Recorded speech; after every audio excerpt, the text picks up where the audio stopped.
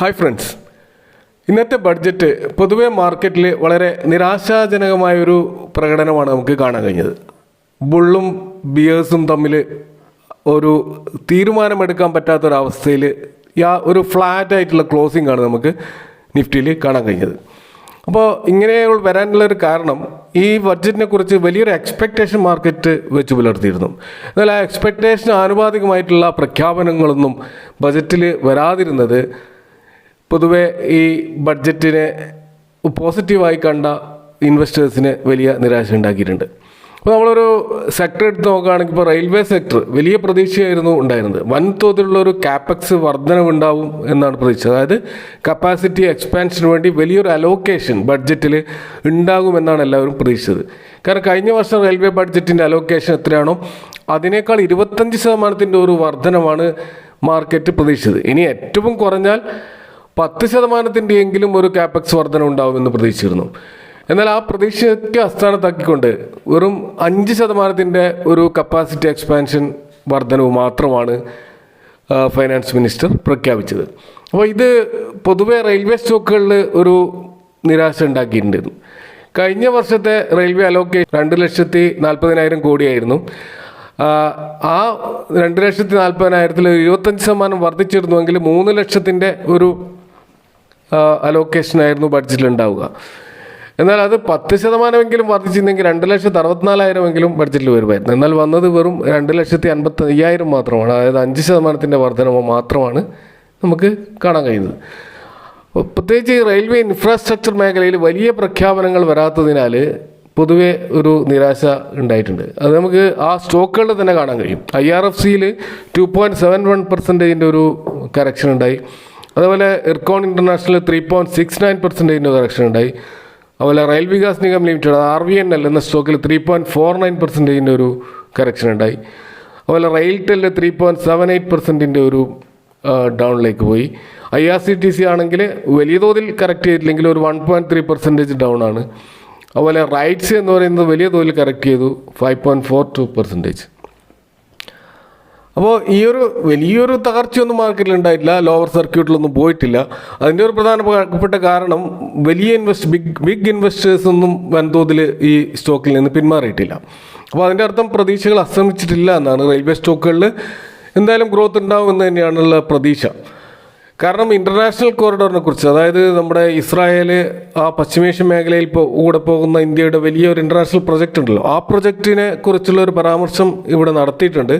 അപ്പോൾ അത് ഇപ്പോൾ അവിടെയുള്ള ടെൻഷൻസ്, അതായത് ഇസ്രായേൽ ഹമാസ് ഇഷ്യൂസും മറ്റ് സൗദി ഇഷ്യൂസൊക്കെ ഉണ്ടാക്കിയിട്ടുള്ള അൺസർട്ടനിറ്റി, അത് കാരണമാണ് ആ പ്രൊജക്റ്റുമായിട്ടുള്ള മുന്നോട്ട് പോക്ക് ചില തടസ്സങ്ങൾ ഉണ്ടായിട്ടുള്ളത്. അപ്പോൾ അത് പരിഹരിക്കപ്പെടാനുള്ള ശ്രമങ്ങൾ നടത്തുമെന്നുള്ള പ്രഖ്യാപനം സ്വാഭാവികമായിട്ടും ഇനിയും ഈ റെയിൽവേ സ്റ്റോക്കുകളിൽ പ്രതീക്ഷ വെച്ച് പുലർത്തുന്ന വേണ്ടി ഇൻവെസ്റ്റേഴ്സിനെ സഹായിച്ചിട്ടുണ്ട്.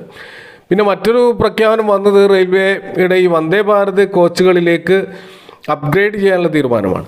അപ്പോൾ അത് സ്വാഭാവികമായിട്ട് ബോഗി നിർമ്മാണ മേഖലയിൽ വലിയൊരു മുന്നേറ്റത്തിന് സാധ്യതയുണ്ട്. അപ്പോൾ അതുകൊണ്ടായിരിക്കാം BEML എന്ന സ്റ്റോക്കിൽ 9% ഒരു മുന്നേറ്റം നമുക്ക് കാണാൻ കഴിയും. കാരണം BEML റെയിൽവേ ഈ രംഗത്തുള്ള ഈ ബോഗി നിർമ്മാണത്തിലുള്ള ഒരു പ്രധാനപ്പെട്ട ഒരു സ്റ്റോക്കാണ്.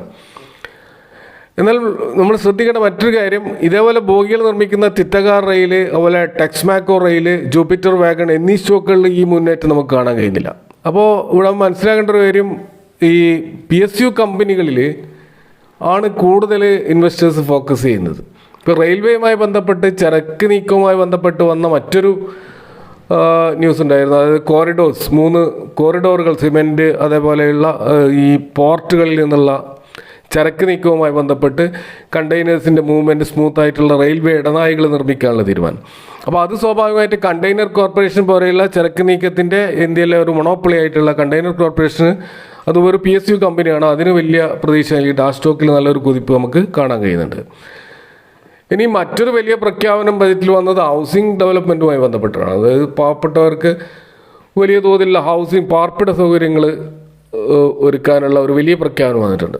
അപ്പോൾ അതിൻ്റെ ഭാഗമായിട്ട് ഹഡ്കോ എന്ന് പറയുന്ന സ്റ്റോക്ക് നമുക്കൊരു അർബൻ ഡെവലപ്മെൻറ്റ് ഹൗസിങ്ങുമായി ബന്ധപ്പെട്ട് ഈ സ്റ്റോക്കിൽ 19% ഒരു അപ്വേർഡ് മൂവ്മെൻ്റ് അപ്പർ സർക്യൂട്ട് അടിച്ച് മുന്നോട്ട് പോയിട്ടുള്ളത്.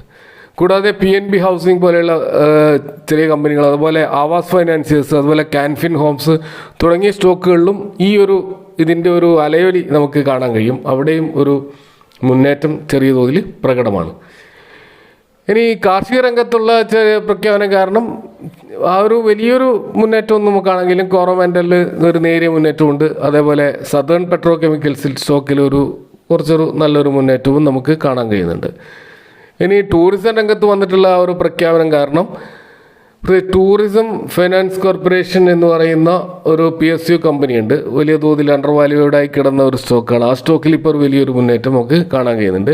അതേപോലെ ഇൻഡിഗോ എയർലൈൻസിലും അതിൻ്റെ സ്റ്റോക്കിലും ഇന്റർഗ്ലോബ് ഏവിയേഷൻ എന്ന കമ്പനിയിലും ഒരു മുന്നേറ്റം നമുക്ക് കാണാൻ കഴിയുന്നുണ്ട്. അപ്പോൾ ഇങ്ങനെ വലിയ തോതിലുള്ള ഒരു മാർക്കറ്റിൽ ഒരു വളറ്റിലിറ്റി സൃഷ്ടിക്കാൻ ഈ ബജറ്റിന് കഴിഞ്ഞിട്ടില്ല. അതുകൊണ്ട് എല്ലാവരും ഉറ്റുനോക്കുന്നത് ഇനി ഇലക്ഷനൊക്കെ കഴിഞ്ഞിട്ട് വരാൻ പോകുന്ന ഒരു ബഡ്ജറ്റായിരിക്കും. അപ്പോൾ അതിലായിരിക്കും നമുക്ക് കുറച്ചുകൂടി ക്ലാരിറ്റി എല്ലാ വിഷയങ്ങളും ഉണ്ടാകാൻ പോകുന്നത്. അതുകൊണ്ട് തന്നെ നമ്മൾ കോൺസെൻട്രേറ്റ് ചെയ്യുന്ന സെക്ടറുകൾ അതിൽ നമ്മൾ കൂടുതൽ അത്തരം സ്റ്റോക്കുകളെ വാച്ച് ചെയ്തുകൊണ്ടേ ഇരിക്കുക എന്നുള്ളതാണ് ഏറ്റവും പ്രധാനം.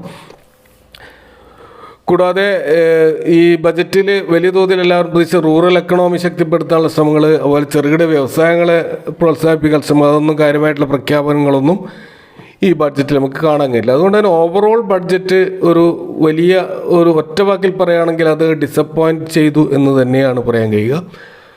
അപ്പോൾ ഇത്രയുമാണ് ബജറ്റുമായിട്ട് പറയാനുള്ള കാര്യങ്ങൾ. Thank you for watching. See you next time with another video.